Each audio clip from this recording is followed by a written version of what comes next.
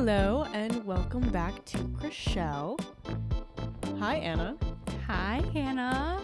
We're back with a full Chrishell this week, as we've been calling them, Full Chrishell. to talk about... What are we talking about? I almost just forgot. I've been doing all the teasers all day, but we're watching Mother Mary. Well, we're talking about it. We already watched it. We did watch it. So we're going to talk about it, and I'll watch a really fast recap on my phone. I'm just kidding. We did go see it in theaters the other day, and that was an incredible experience. Yeah. So I'm in the bathroom. I won't delve too much into what I'm doing.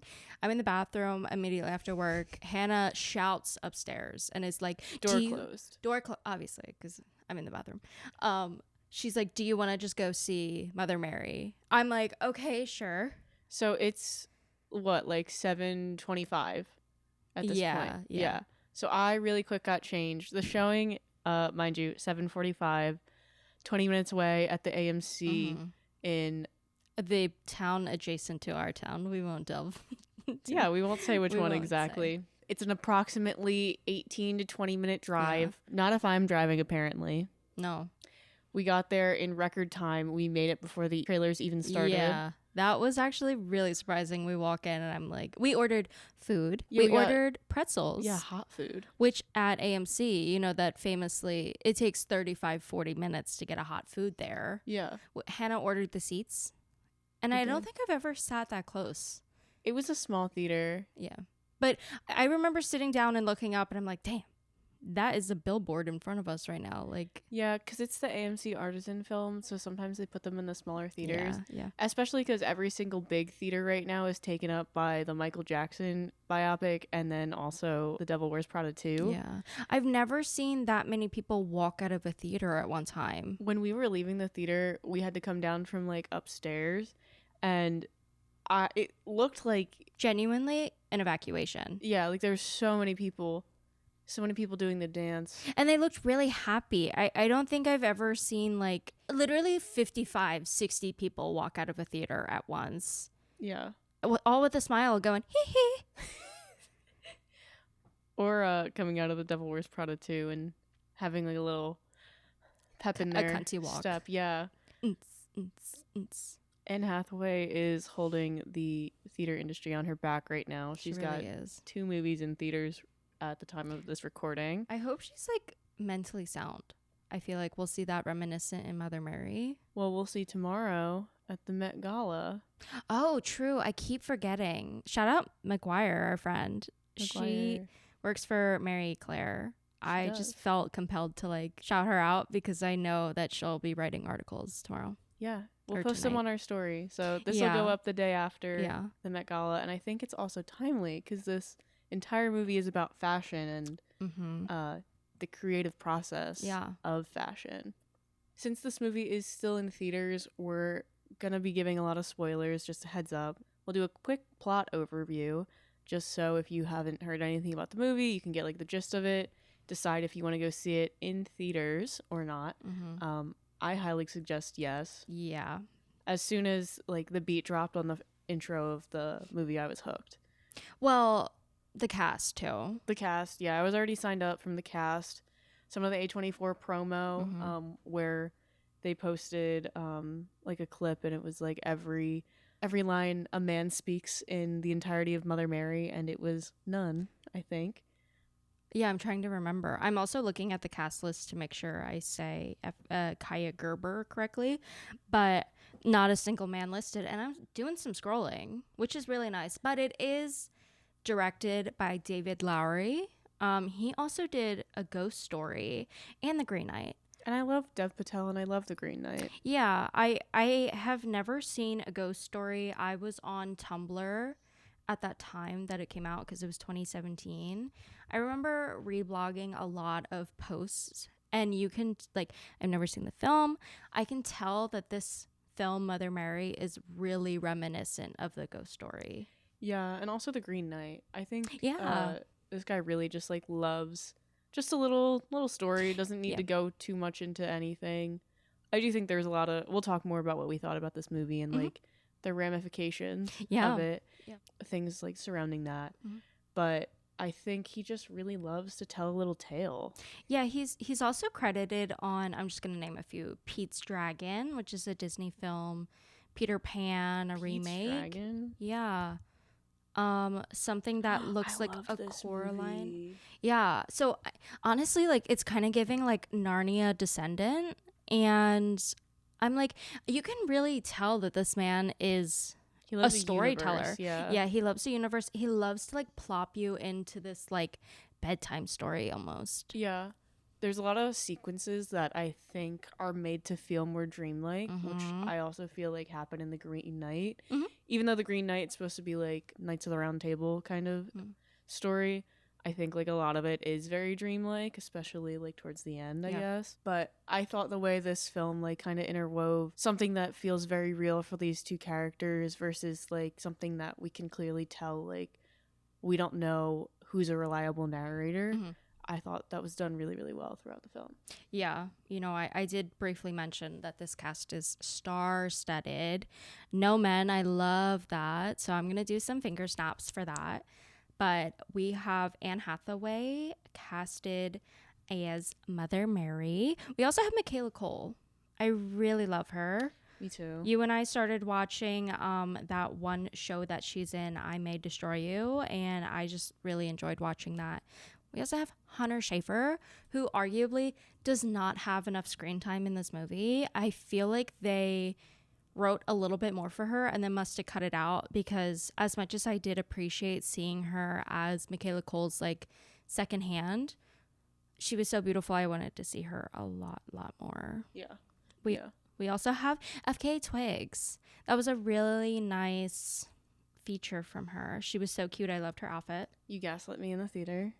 Well, Hannah goes, "Is that FK Twigs?" And I'm like, why would she be in this movie? And then there was a close up and I was like, oh my God, that is her.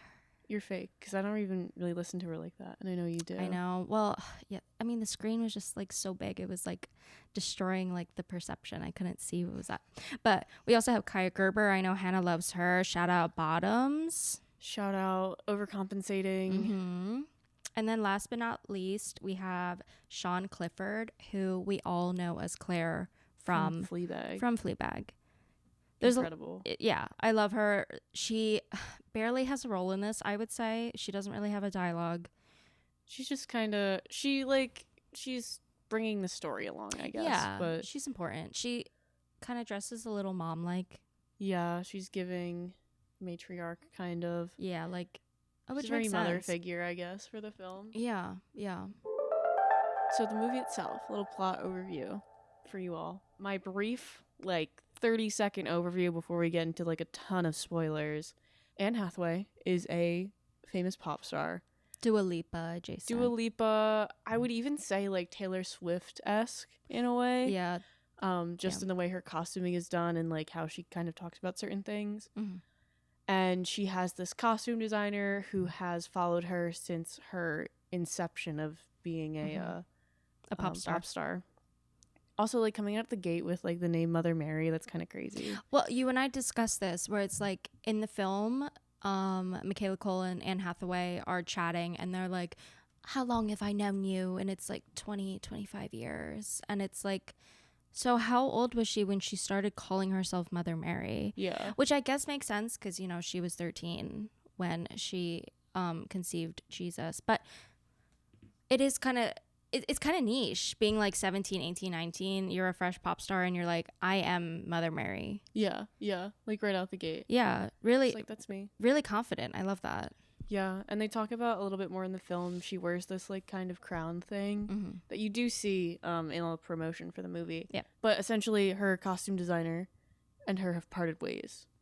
Yes, tragically. Once the film opens. Something has happened that brings them back together. We go on a kind of spiritual quest, I would say, to figure out what that is and if they can reconcile during the creation of a new dress for Miss Mother Mary. Yeah, that's the basic plot overview. So yeah, now we're gonna get into some crazy spoilers. Yeah, no, there's a lot of desperation, there's a lot of vulnerability on Anne Hathaway's part. She is very meek for a lot of this film. She's very apologetic. She comes into the room sobbing, like shaken. She runs past Hunter Schafer and she's like, I need to talk to Michaela Cole. Yeah.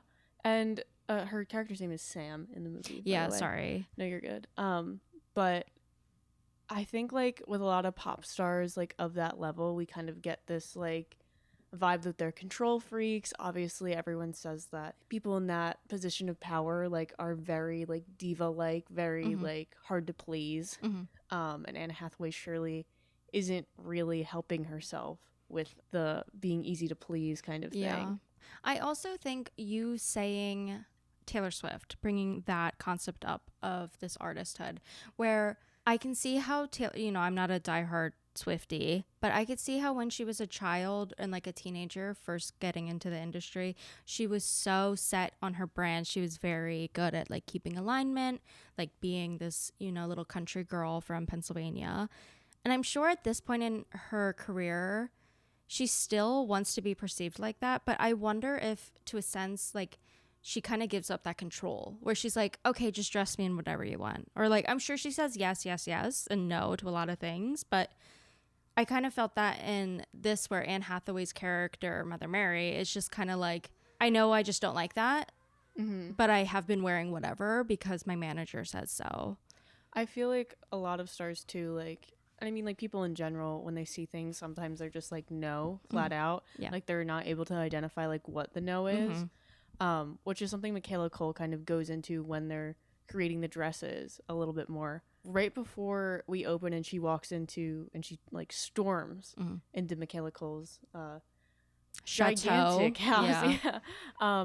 We see this very brief clip, kind of SpongeBob-esque, of a figure dropping from like above and like their body just snapping up, like they're being suspended by some kind of wire and it snaps, and then it cuts to Anne Hathaway running into Michaela Cole's house. Yeah. The way that was shot too, it kind of reminded me of like the opening credits to like a Blumhouse like a movie. Yeah. Where I was like, oh God, how scary is this movie gonna be? I don't think I'm prepared. Yeah, I kind of went in blind. I didn't really know if it was gonna be like really, really scary or not. I think it was a bit gorier than I expected. Yeah. It wasn't a lot of gore if you're like very wary about that, but there are parts where you're like, I kind of can't do like tearing like, gore scenes, sounds like very intense, like ripping and stuff. So that kind of bothers me. And that's like what they kind of get to later in the film. But once Anne Hathaway has gotten to Michaela Cole, we have a couple inklings on the beginning that they're more connected than meets the eye, I guess. Yeah. Because Michaela Cole is kind of narrating in the beginning, and she's like, I felt something, like I knew something was coming, and then Anne Hathaway bursts in her room. So from the beginning, I kind of got this feeling of like, these two are connected.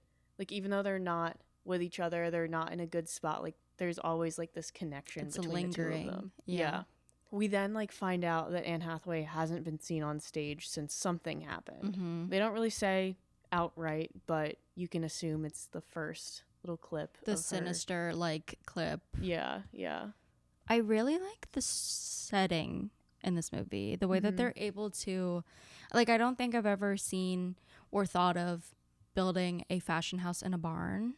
Yeah. 2 barns. Or a big barn and then... Yeah, like her main house is like so beautiful, and then most of the movie takes place in like this little shabby chic barn with big doors. Yeah, she says like Miss Havisham from Great Expectations. Yeah. But we find out that Anne Hathaway needs a dress within 3 days. She needs a dress. It's Thursday when the movie starts, and she needs something by Sunday. Yeah, and mind you, she flew to get there. I can't remember. Was the show not in the UK? Like, was it in the US? I don't remember where the show was, actually. Because if you really think about it, like, you come to me on a Thursday. I also need to ship this to you. Well, and that'll take she's there, so. Yeah, true. Just take it with her, I guess. But I don't really know how that works. In the beginning of the movie, we're shown Anne Hathaway in this peacock-like two-piece with a funny like crown, reminiscent of like this halo that she wears as her Mother Mary piece. It is very Hannah Montana-like, and she just says like, "This isn't me. Like, I can't do this." And then there's like this fade to red, and then we see her screaming. It was very. There were parts of this movie where I was like, I feel like I'm watching Suspiria. Yeah. It was very like, not like suspend your like disbelief for a second, but like you have to like really get yourself in the mindset of like, there's something else going on here. Yeah. Like there's something a little supernatural, and you have to be able to like step past that to get into this world. Especially like right off the bat. I don't know how like the creation of like dresses and stuff like really works. Yeah. But like the way they kind of start off just like grabbing stuff, I was kind of like, okay, interesting. Sometimes I feel like, I don't know. I mean, I guess to each their own with like fashion design, but I feel like sometimes you need to shape first. Yeah, and I also think like, again, like Hannah and I discussed this in the car right after the show, but I kind of feel like the biggest point in this movie is that Michaela Coel knows absolutely who Mother Mary is, and she's trying to be like, I am the one who made Mother Mary by making the clothing, by making this persona for you. And then having these designers that are just one-off hands dressing her, or like getting the opportunity to dress her. They don't really know her, and they're kind of literally throwing shit at the wall because they're not very aware of what Mother Mary is. Meanwhile, Michaela Coel is so sure of what designs are. You know, there's a moment where she is sketching up a new dress, but I do feel like this whole time we're seeing her imagine Mother Mary in these dresses that she has or can make. And there's never a point where you like doubt that would fit her. Yeah. Meanwhile, like these fashion designers are dressing her in Forever 21-esque wet seal two-piece sets that you would get at Windsor for $7. Yeah. And they're like, oh, why is she unhappy? And it's like, you're not sitting and listening. Yeah. I kind of like compared this to like The Moment with Charlie XCX. I attended the Eras tour. I will say, I'll come out and say that right now. That's okay though. Like, I'm allowed to say that. Yeah, I'm not gonna yell at you. And the thing I think the most about the Eras tour is that it's a lot of nostalgia baiting. And it worked on me, I will say. I did go. I bought tickets. You're allowed to be happy though as a white woman. Like, and I think here we kind of see like the same kind of aspect of the Eras tour where Taylor Swift was able to create these eras that were so visually distinct via color, style, everything. And now she's like the biggest pop star in the world, which she wasn't at the time of the recording of 99% of those albums. And the only outfit she's able to come up with really that kind of ties it all together, or like is as movable as it needs to be, or like any of those things, is this like sequined bodysuit that just changes colors for every era of the tour. And they kind of talk about it in The Moment too, where you kind of see it towards the end, like spoilers for The Moment a little bit. Yeah. When Charlie XCX like sells out and is also in this kind of crazy bodysuit thing, it takes away like her individuality. She's just like another pop star in just like a bedazzled jumpsuit. And it's kind of the same thing that Mother Mary is going through. Yes. It's almost identical to what like Taylor Swift would wear. And it's like in that where it's like, oh, okay, you've created these eras. She talks about it, or Michaela Coel talks about it further in the movie, of all these insane outfits, gorgeous, beautiful, have been painstakingly created. And then she turns around and she's like, okay, well, what matters now isn't the era to her. It's just like the performance and like the like being in front of people to perform. And it's not even meaning anything to her. Yeah. She's just like doing it day in and day out and getting burnt out. Yeah, there is this one part of the movie where Michaela is allowing Anne Hathaway to go through the boxes of pieces of outfits that they designed together. And you're seeing what Mother Mary once was and what she started out as. And it is kind of punk-like. It's a little like risque. There's a lot of like safety pins pinned onto t-shirts. It reminds me a little bit of like the Sex Pistols. It's very grungy compared to what Mother Mary is doing now. And there's this one part where she pulls out what was once a a halo that she wore as Mother Mary, and it was made up of rows of nails.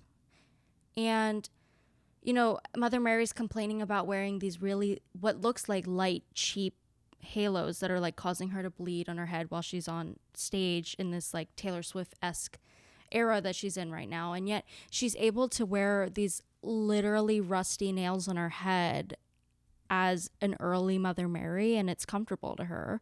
It's almost like the more minimalist that she is in her uniform as a pop star, like the more painful it is to her because it doesn't feel real. It's almost like you would withstand the pain of going through such a heavy halo. Yeah. Because it means more. Yeah.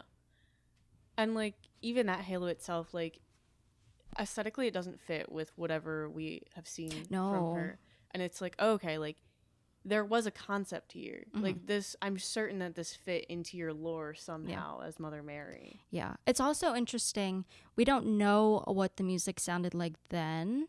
Yeah. But hearing the soundtrack now, which is the background score of the whole film, it is like this overproduced pop music. It is really good. Well, it's Jack Antonoff. It's meant to sound like Taylor Swift. It's meant to sound like Sabrina Carpenter. Also wrote by FKA Twigs too. Yeah.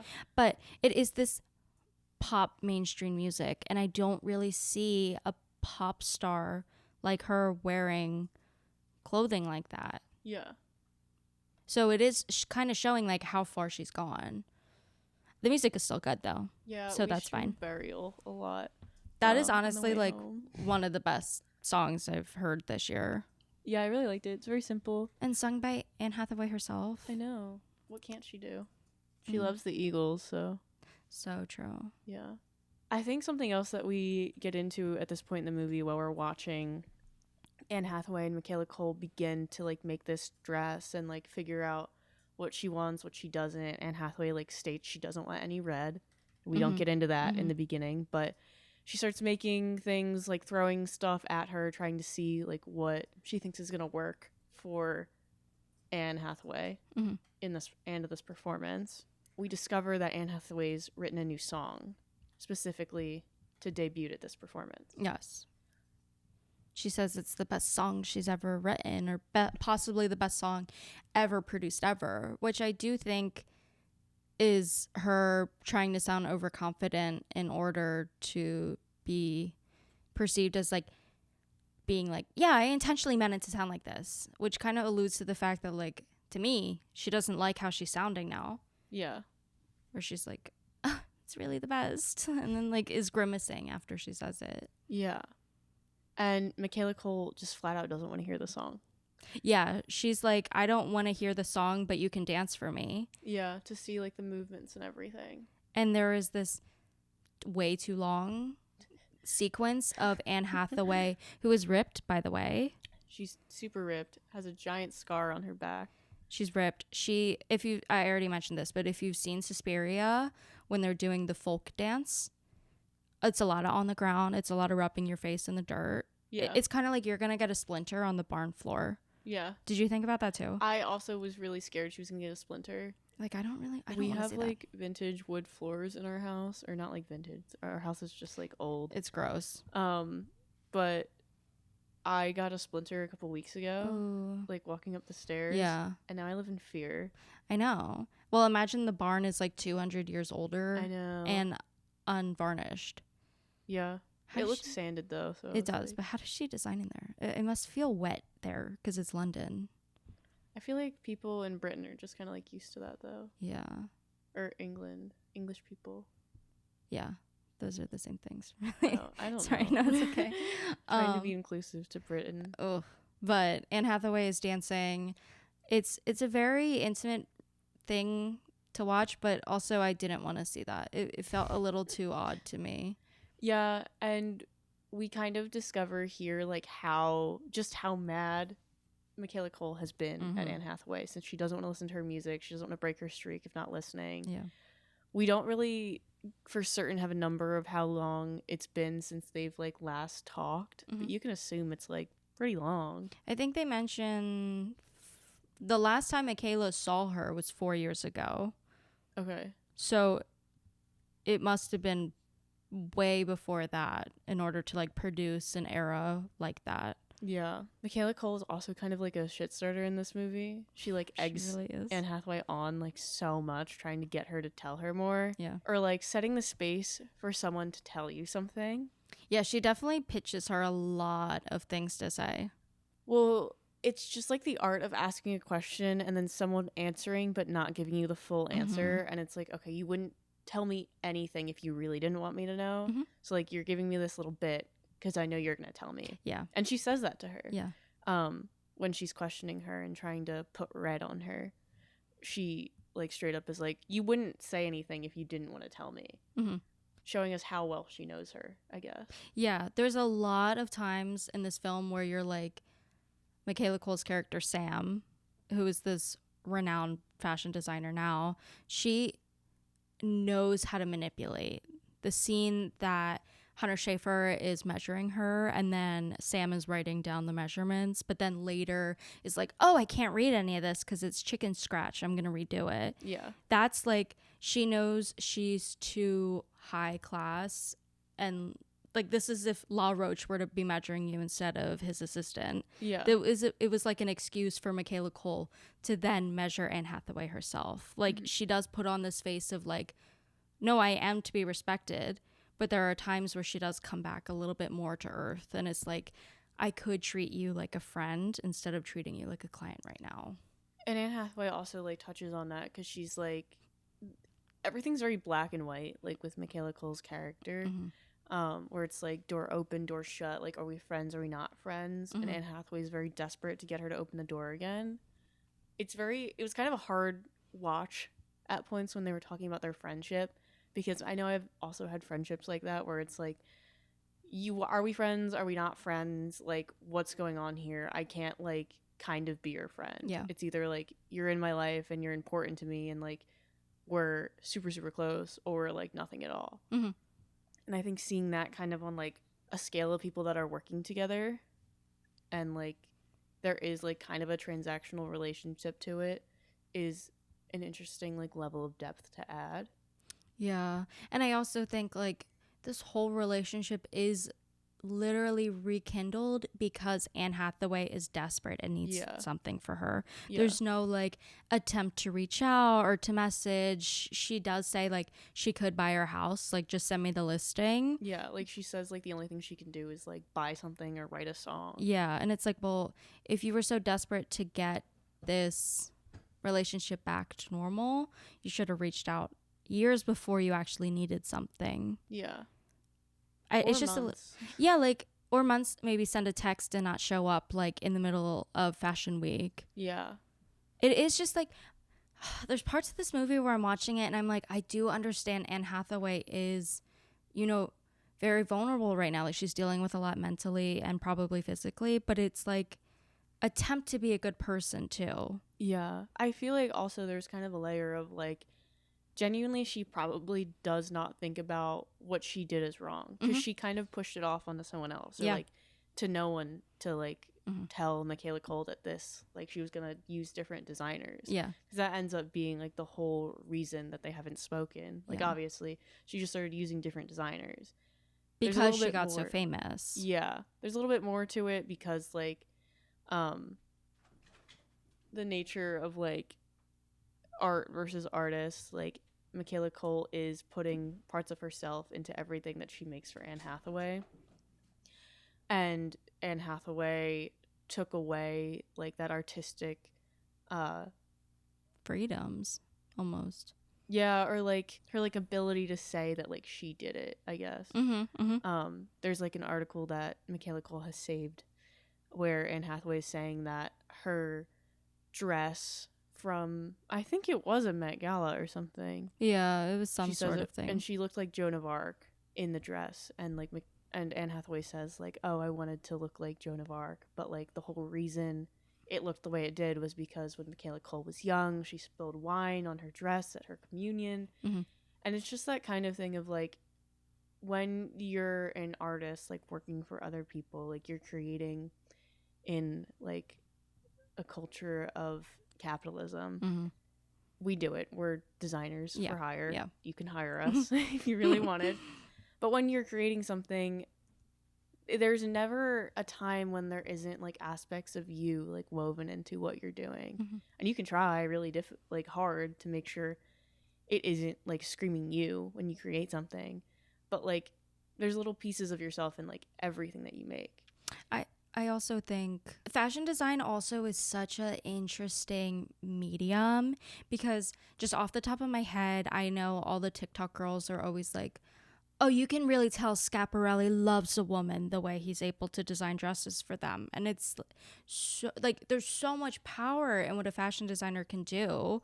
And it was really obvious that Michaela Cole legitimately loved her as a best friend, because she was able to design things that Michaela wanted, but also made Anne Hathaway look good. And that's such an, like, it's so hard to do this, you know, scale of like, oh, is this too me? But Michaela Cole, like, there was never a moment where I questioned her abilities. She's just like very sure of herself. And Anne Hathaway sold out their relationship in order to be dressed by like any other notable designer. Yeah. I think like we see that, I guess like their entire dynamic like must have switched, because like you have to like build a thick skin after the world's like largest star like drops you essentially. And like she's still in the beginning, she's putting together this giant collection for Fashion Week or whatever. And she still makes time to like kind of mess with Anne Hathaway a little bit. Like she could have just said no, but I think like she's kind of holding it over her head that like, no, I'm the one who has the power here. Yes. Like you are at the will of whatever I want to create. Like you're just gonna wear it. And Anne Hathaway's like, okay, yes, because she has nowhere else to turn to. No one else is gonna actually give her an answer that isn't just yes. Yeah, and it's this interesting dichotomy, because you saying Anne Hathaway's gonna wear whatever Michaela Cole designs for her, you could say that about this dress that she hates from the beginning. Her manager picked this stylist for a reason to dress her in whatever the stylist wanted.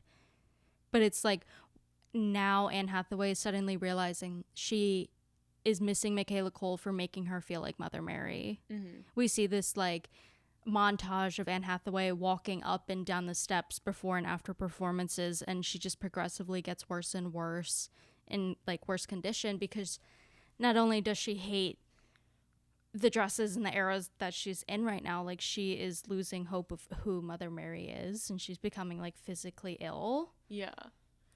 Well, we kind of get into this more with the ghost story kind of aspect of it, because it's kind of revealed that Michaela Cole, she doesn't like curse her, but she takes all of the like bad vibes that have been festering in her, and she's been holding on to this like kind of friendship breakup and letting it dwell in her.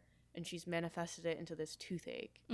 And she goes to the dentist and she gets it ripped out. But she kind of messes with Anne Hathaway and is like, I took pliers and I ripped my tooth out. But what she says is she went to the dentist essentially, and then she woke up the day after, and there's this, or she woke up during the night afterwards. And then there's this ghostly red entity that like leaves through her tooth and like goes down the hallway and leaves her. And then after that she feels fine. And like she feels like she's let go of like that anger that's been holding herself back. Not like forgiving her, but just like letting go of the anger. Yeah. And kind of just passing it on to Anne Hathaway is what we find out. And that's what's making her sick. It's this entity that's been following her. Yeah, so Anne Hathaway is on tour. She's, you know, going through this Taylor Swift era with these bodysuits and the really light colored stockings that are shiny. Yeah, and Kaya Gerber's there with Bob. Yeah, and, you know, I realize Anne Hathaway is like, oh, I want to have a special birthday bash. So they hire FKA Twigs' character to be like a medium. To do a seance. There's a Ouija board. Yeah. And you're like, oh, this is Anne Hathaway's birthday gift. Let's see all of her friends. And her friends are her choreographer, which is Kaya Gerber. Yeah. Her manager, who is Shane. Anne Hathaway. And then another girl, an FKA Twigs. So it's like her only friends are her immediate team. Team. Imagine the presence that Michaela Cole would have had if she was still a part of this.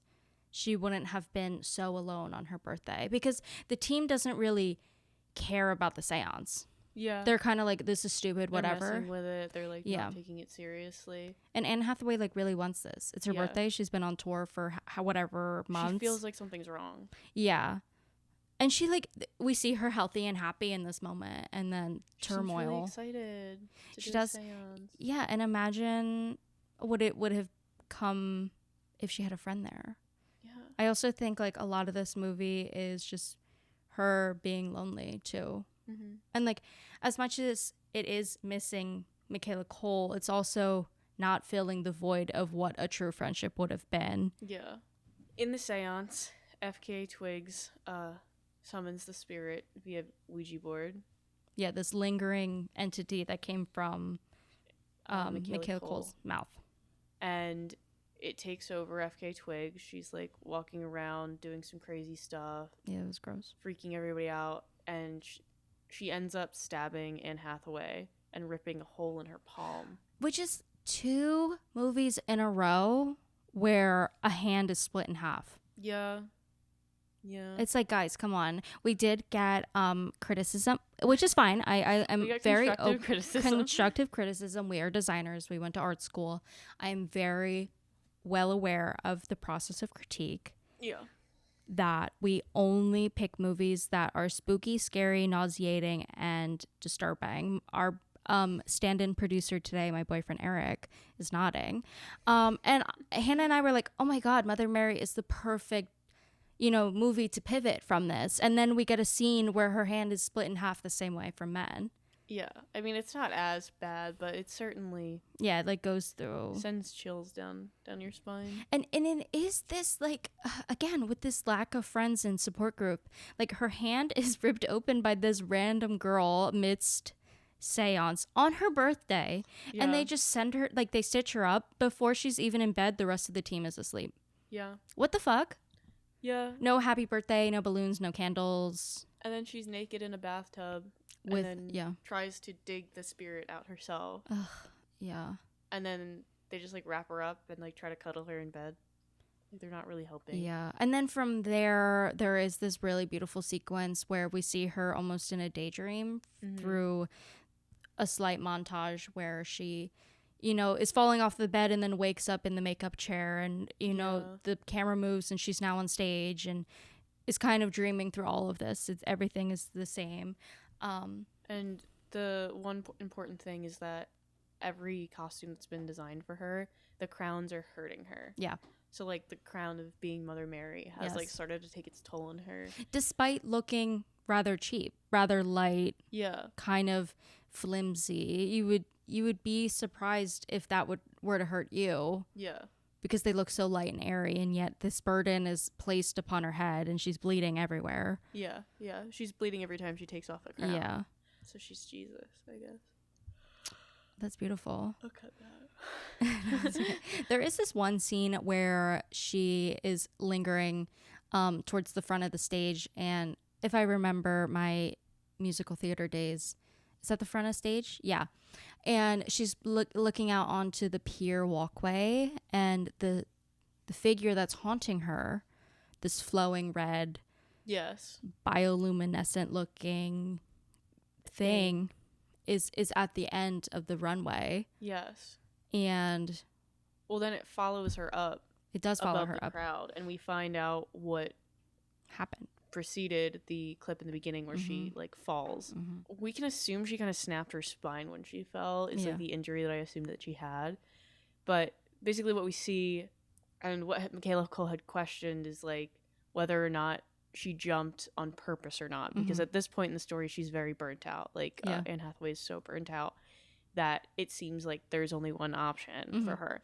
But we see in real time, in this flashback, sort of in the moment, montage, she's almost scared of the figure and is walking off stage. It's not like she's like nosediving. Yeah, she's just trying to get away from the figure. She's not trying to get away from the crowd. She's just trying to back up so the figure doesn't attack her. Yeah. She doesn't really know what it's capable of.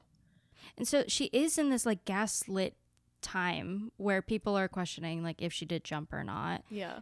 And she doesn't really receive any like reassurance. Yeah. Again, like she's lacking support. If I was her manager, I'd be like, it was a mistake. You didn't mean to do that. And yet it seems like there's no one there to remind her that it was an accident. Like, she didn't mean to do any of that. Yeah. She also is what we see as like kind of almost healed completely. The scar is, you know, scarred over. She's able to dance and flip around and do little one of those dances. So it's really like the feeling in her hands. Yeah. I don't know. So since we find out that it wasn't her choice to step backwards. She was just like trying to get away from this ghost.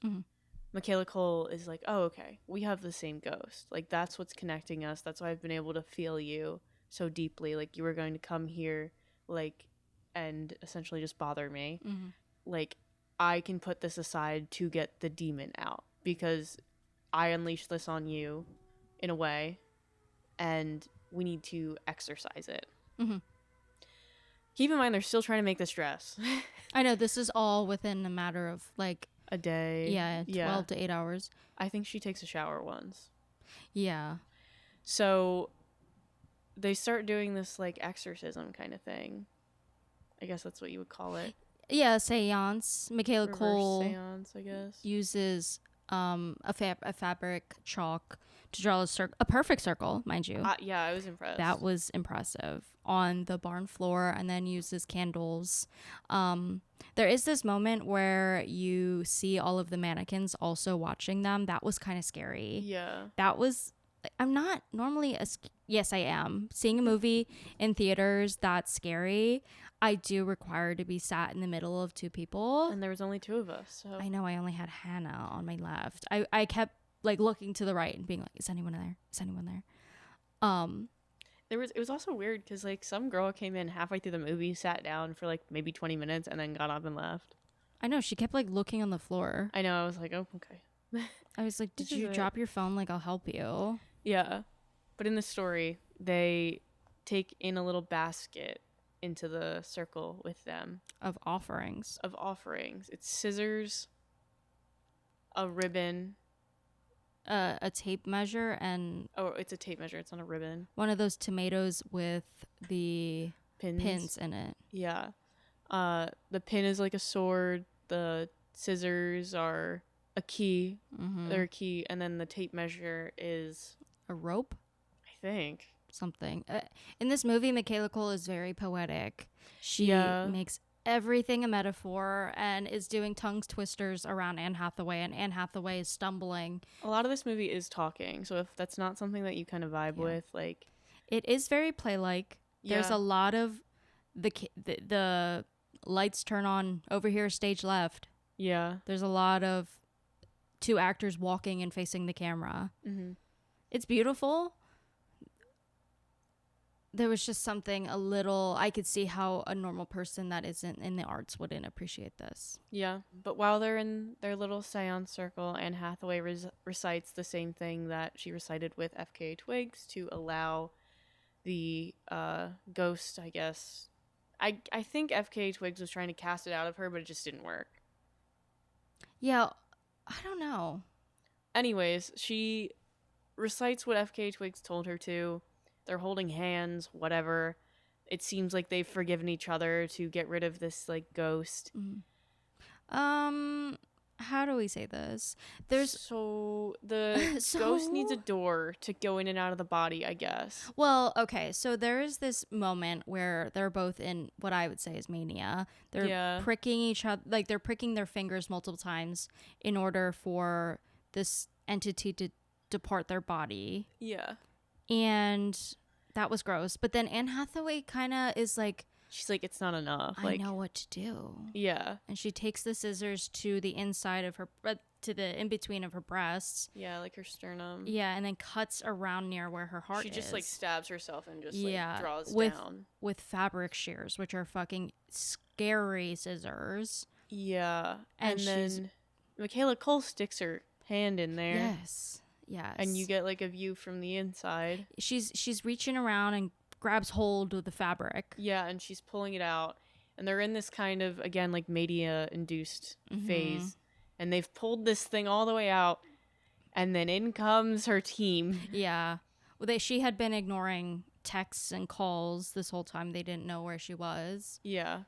And then they burst in to see her and Michaela Cole sitting across from each other in a circle, where Anne Hathaway is now bleeding from the front. Yeah. And then, Michaela Cole looks like her hands are covered in blood. Yeah. I also question, I'm sure her manager had her location, but also I wonder if it was so obvious that they needed each other and were yearning for each other that her manager knew exactly where she would be. Yeah. I think like also in this scene we get this moment where after Anne Hathaway cuts herself open, it flips to Michaela Cole and she also has the same cut like on her body. It's bleeding on her end. So it's like, have they always just been so intertwined that what happens to one person happens to the other? Mm-hmm. Again, like, did her manager just like know that if there was nowhere else to turn to, this is where she would come? She would be at Sam's. Yeah. They then usher Anne Hathaway off to a car to take her to the hospital because they're sane and don't want her to die. Yeah, she's now going to have matching front and back scars. Yeah. She is a little, I don't know. It was like in Weapons when all the kids are like in a fog. Yeah, in a daze, yeah. But Michaela Cole and her like embrace, and it seems like they have forgiven each other completely. And Michaela Cole guides her into the car and says like, I might have something for you once you go home and get stitched up and take a shower. Yeah, because she still has to perform in 4 days. Not even. I don't know how many days. Yeah, it's probably 3 now, 2.5. Maybe 1. I don't know. Yeah. Since another part of this was Anne Hathaway couldn't sleep throughout the whole thing. Like she was suffering with that. And the loss of sleep alone can make someone delusional. So like, I know after I haven't slept well for like 2 days, I'd turn into a different person. Just kidding. She just like, they hug, they embrace. Anne Hathaway says, I'm sorry. And I think Michaela Cole like believes it. And then she's on her way. You would assume Michaela Cole would also go to the hospital, but we find her back in the barn again. And she's fine with Hunter Schafer. Yes, Queen creating something. But which that makes me think of Michaela Cole is still holding on to this burden because while Anne Hathaway gets to go to the hospital, we can assume Michaela Cole has the same injuries because we did see her bleeding, but she has to endure it and create still. Yeah.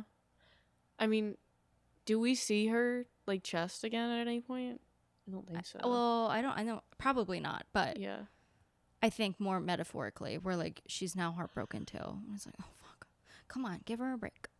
Yeah. But we see Michaela Cole and Hunter Schafer working diligently to making this beautiful dress. Yeah. They're steaming this fabric into like little ridges. It looks you're so cute. It's like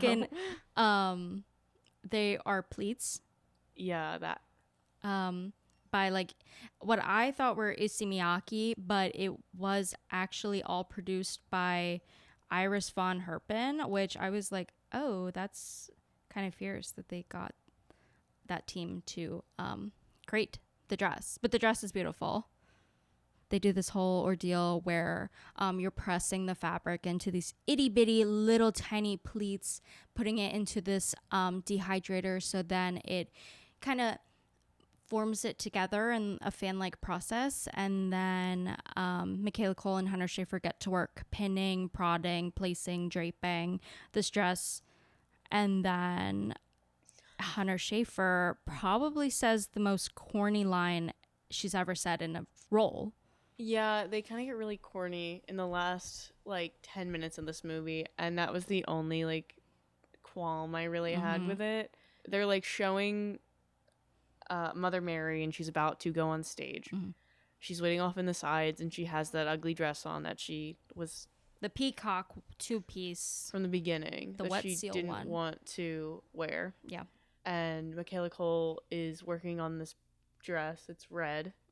Hunter Schafer she's asking Hunter Schafer what she thinks is happening at this moment. So Hunter Schafer is in her mind palace, and she's like, and the opener is going on stage, and she sung her song, and it's good, but it's just a little childlike. And then here comes Mother Mary. She's gonna sing her song. I think that's exactly what she says. Like she's gonna sing her song. She's gonna sing the new song. The song that she wrote. Hannah did say it kind of felt like they did one take and didn't retry that. They were like, Hunter, like, here are your lines. And she was like, okay, like, let me make sure I'm, like, reading this properly. And they were like, oh, never mind, you're good. Yeah, they were recording it while she was trying it. Yeah. Yeah, I did kind of get a slight ick from that. The dress is beautiful that they make. Yeah. We realized that they were creating this perfect dress and finishing it as she's getting onto the stage. So the ultimate revenge. Yeah. Well, she never got the perfect dress. I know, she really didn't. Well, until she goes into The Devil Wears Prada 2. Yeah, which we haven't seen yet, but we will. I'm sure she wears a dress or two. Yeah, she probably does wear a dress or two. Yeah. But Anne Hathaway kind of like rips off this ugly outfit as she walks onto the stage, and she's performing essentially not in the nude, like I think she's covered. Yeah, but like she's not getting put on a list. She's wearing a nude bodysuit that's like a corset one piece. It like you could probably assume it would look naked on camera, but there was a joke throughout the film where Michaela Cole is like, "Oh, you could just show up naked. That would put you on the front page of something." Yeah. So she kind of does do that. Shows her vulnerability at the end, I guess. Yeah, but it's also like, I guess that's the best alternative for her, is that if she's not being dressed by Michaela Cole, then she wants to show up completely naked because there's nothing. Just, like, hits rock bottom. Yeah. And then Michaela's like, next one, I'll give you the dress. Yeah. At least she would have it. Yeah. I don't know. There were lots of parts of this movie that I really loved. The soundtrack was so good. There were just moments where I was like, this is almost a little too smile to for me. Yeah. A lot of parts it felt like that one episode that Miley Cyrus is on in Black Mirror. And Ashley I'm on a roll. Yes, that song was so good. That was on my Spotify. It was on mine too. Oh my god, T. But there was a lot of parts where I was like, this isn't necessarily too original, but Michaela Cole really helped bring it home with her performance in this. I think that like the script itself probably was not like the dialogue itself was not exactly my favorite part, but I think like when you have two like huge powerhouses like that just working together, they could probably make like an automotive commercial like Oscar worthy. So seeing them like together, like kind of in a rival kind of state, just like going back and forth, like it's still beautiful. It was great. It's just like some of it I was like, oh my god, we could do a second pass over this. We could have edited a little bit shorter. It was 2 hours long. Yeah, and I don't mind a long movie, I really don't. But there was a point where I was like, okay, how many metaphors can we do in 10 minutes? Yeah. I feel like there were so many metaphors. I'm struggling to remember even one that was that impactful. Yeah. I mean, like, I think the idea is there, like, from the beginning. I was like, it is so interesting to see, like, rivals, but in the way of, like, an artist and, like, the person that they're helping, like, create art with, kind of, I guess, to explain that. I don't know, like, I wish they just, like, fleshed it out just, like, a little bit more towards the end. Yeah. Like, I wanted to kind of see, I mean, I guess, like, you don't have to see it, but I feel like the climax was the very last moment of the movie, and then it just ended. Like, there wasn't, like, a tiny bit of resolution for me, because the thing with the dress was happening so quickly and concurrently with what Hunter Schafer was saying that I thought it was just another dream sequence. Yes. And I thought Hunter Schafer was just imagining things, not that was actually what was happening. I love Hunter Schafer, but just, like, her in that scene, I was like, this kind of messed it up for me. Yeah, I do think maybe they relied a little bit too much on the aesthetic of what Hunter Schafer looks like. You know, this beautiful, presumably Dutch woman. And of course, she would be like this quirky girl wearing exactly what she wears, named Hilda. Yeah. Like, girl, come on. She loves, like, a Gertrude name. She does. Like an Olga, Marjolaine. Greta. Yeah. I did like the movie a lot. I would definitely recommend it. And we're going to buy the vinyl. Yeah, it's on pre-order. I did put it into our cart. Okay, perfect. But the soundtrack is so good. It's on Spotify. Listen to Burial, Stream Burial by Anne Hathaway. Yeah. I would also recommend seeing the movie. I'm a huge proponent of like watch things in theaters, but I think like seeing this kind of in the same vein as like a concert, like feeling like it's a concert film, is the right way to do it. Yeah. In my mind. Yeah. I do think, like, I was thinking about it, if we watched it here, like in our apartment, just on the TV, I probably would have liked it just as much. But like, I feel like seeing Anne Hathaway doing this whole concert thing on a big screen, I was like, okay, like, yes, like, this isn't Anne Hathaway to me, even though we keep calling her Anne Hathaway. I know. She didn't really look like herself in this. Yeah, I was like, okay, like, she's Mother Mary, and I'm okay with that. Yeah, I really liked it. I gave it 5 stars. I also gave it 5 stars. I think the production, the setting, the character building, the soundtrack, everything was good. Great. Yeah. It was a great cast too.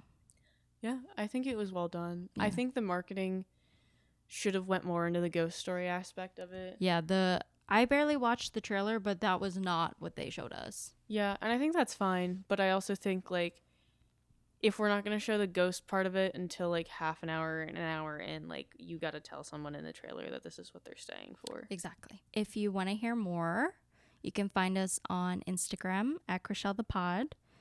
You can find us on Patreon at Chrishell the Pod. And we just made a letterbox at Chrishell the Pod. I think I reviewed this film already, so if you want to know what we're reviewing next, before it airs, we will be logging movies on there that we see together. Yeah, so you'll know exactly how long it takes us to watch, produce, record the podcast. Edit, cry a little, make the teaser. But you can come back next week for my Colonel. We are going to be watching Speed Racer. That was a crazy movie. Can't wait to hear all about it. I know. I'm going to have you sit with me while I record it, I think. And then this happens, and then there's a chimpanzee, and then... All right. See you next, Chrishell. Bye. Love you, Chrishell. Bye.